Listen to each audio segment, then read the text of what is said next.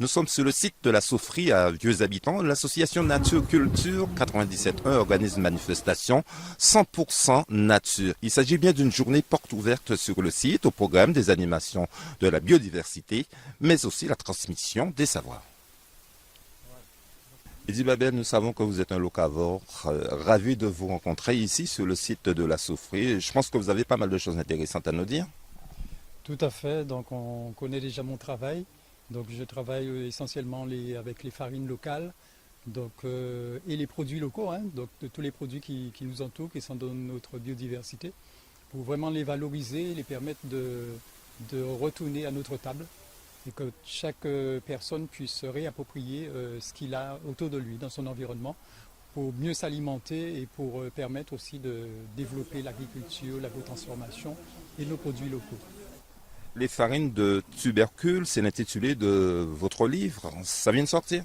Oui, c'est un ouvrage qui vient de sortir, donc les farines de tubercules avec les tubercules qui sont les plus utilisés dans la Caraïbe. Donc on aura la patate douce, l'igname, la madère, le malanga, la dictame, la manioc. Il y a aussi le fouille à pain que j'ai aussi introduit dans ce livre parce que c'est vraiment le tubercule qui m'a inspiré tout ce travail. Et donc on va retrouver des recettes de cuisine avec les différentes farines de tubercules, mais aussi toute une partie de technologie qui nous permet vraiment de comprendre comment utiliser ces farines pour pouvoir les rendre panifiables, pour faire du pain, pour faire de la viennoiserie, pour faire de la pâtisserie et beaucoup d'autres choses. Et qu'est-ce que vous avez à la main droite? Alors là, j'ai des échantillons de farine. Juste pour avoir Donc là, 5 on a secondes de chaque. la farine de betterave, de patate betterave, c'est la farine de patate douce, mais celle qui est violette. Donc on voit qu'elle 5 secondes de chaque. On a ici un échantillon de semoule de fruits à pain, donc pour faire son couscous, pour faire son taboulé. Donc là j'ai des fibres aussi, qu'on peut réaliser avec la patate douce, qu'on peut réaliser aussi avec le fouille à pain, et qui peut nous permettre de réintroduire ces fibres dans l'alimentation, dans certains aliments, et pour pouvoir faire autre chose aussi, hein, parce que c'est vrai que le docteur Henri-Joseph a réussi à faire avec des fibres de fouille à pain des montures pour les lunettes. Donc ça nous démontre que vraiment qu'on peut avec nos produits faire plein de choses, qu'on peut faire beaucoup de choses et qu'on peut vraiment les faire évoluer de manière intelligente et surtout d'apprendre à mieux les connaître pour favoriser aussi, pour limiter le gaspillage. Parce que c'est vrai qu'on gaspille beaucoup de produits parce qu'on ne sait pas comment les utiliser. Souvent quand c'est la période des mangues, les mangues se gaspillent. C'est dernier ça. On y plein d'image à l'interne. Souvent gaspillé. Parce qu'on ne sait pas vraiment comment utiliser le potentiel total de nos légumes et de nos fruits. Quelle est la devise de Eddy Babel? Être locavore, être local, donc consommer local parce que c'est meilleur pour notre santé. Les produits qui sont autour de nous sont plus proches de nous, donc sont forcément plus favorables à une bonne santé générale. Et donc il vaut mieux consommer local. Nous sommes avec Pierre Brigot, exposant touchant cette manifestation. Et Pierre Brigot a pas mal d'idées intéressantes parce qu'il y a pas mal de moustiques ici en Guadeloupe, ça on peut le dire, on ne peut pas le nier. Oui. Alors, qu'en est-il exactement? Pourquoi vous êtes là? Alors je suis là parce que j'ai trouvé une méthode, j'ai développé une méthode qui consiste à procurer à des moustiques, à des endroits bien précis, le plus de gîtes possible. Donc j'ai fabriqué avec des bouchons, des cagettes de récupération. Les moustiques ne pondent que sur les lignes d'eau, c'est-à-dire dans des endroits solides et humides en même temps. Donc grâce à la capillarité, grâce à des tas de choses comme ça, que des outils de récupération, de l'eau de pluie. C'est gratuit, écolo, efficace. Je tue en période humide et chaude 4000 à 4500 moustiques par mois. En période sèche et fraîche, j'en tue un peu moins, des fois 1000, des fois 1900.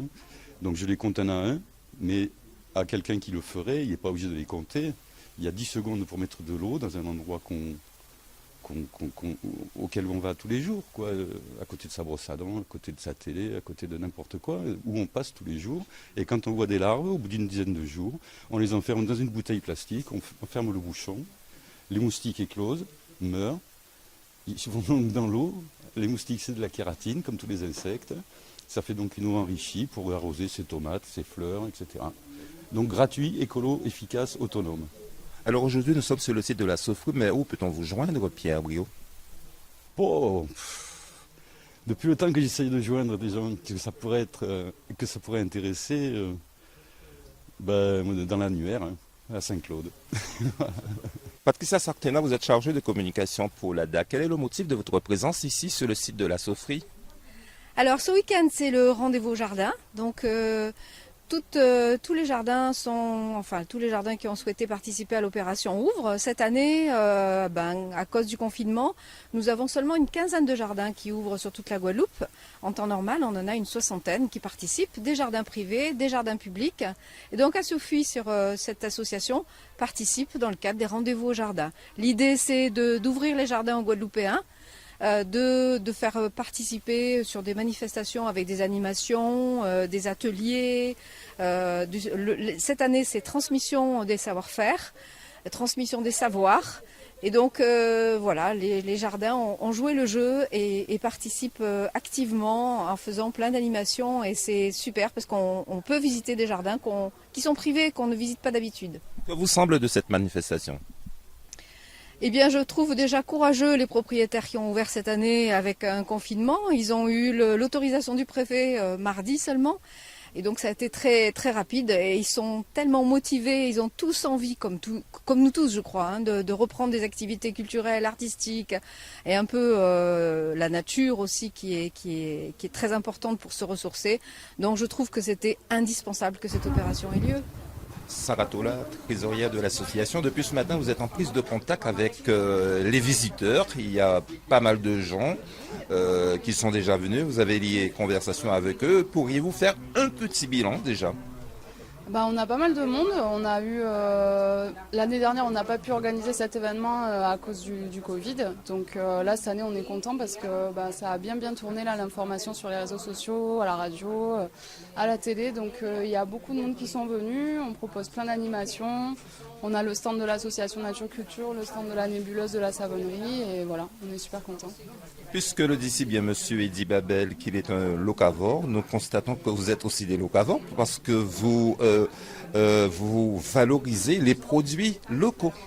Tout à fait, c'est le but de l'association Nature Culture, hein. Elle a été créée il y a 12 ans, dans le but de conserver un petit peu le patrimoine naturel de la Guadeloupe et de le valoriser.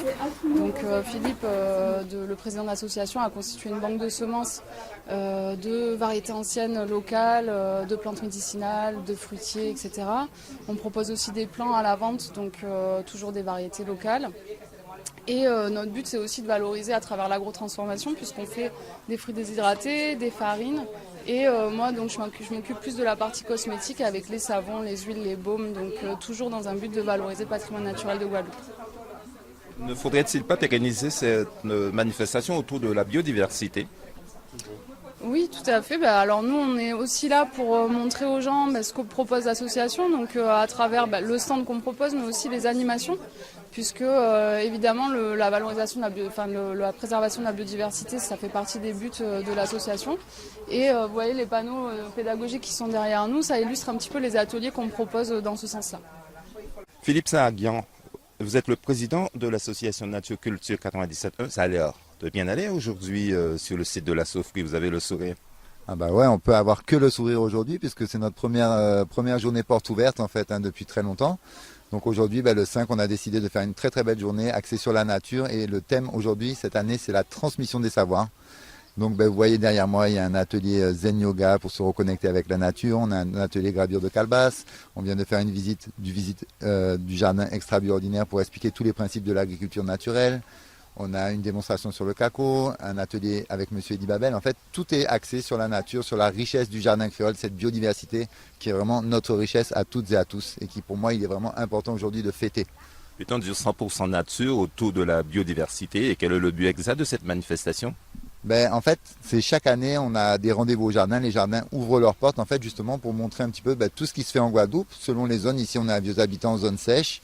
Mais malgré tout, on arrive à cultiver plein de choses. Et puis, on explique justement tous les principes qu'on va utiliser pour pouvoir faire des jardins nourriciers, médicinaux, etc. sans jamais utiliser ni d'engrais chimiques de synthèse, ni de pesticides, etc. Nous, on est vraiment 100% nature.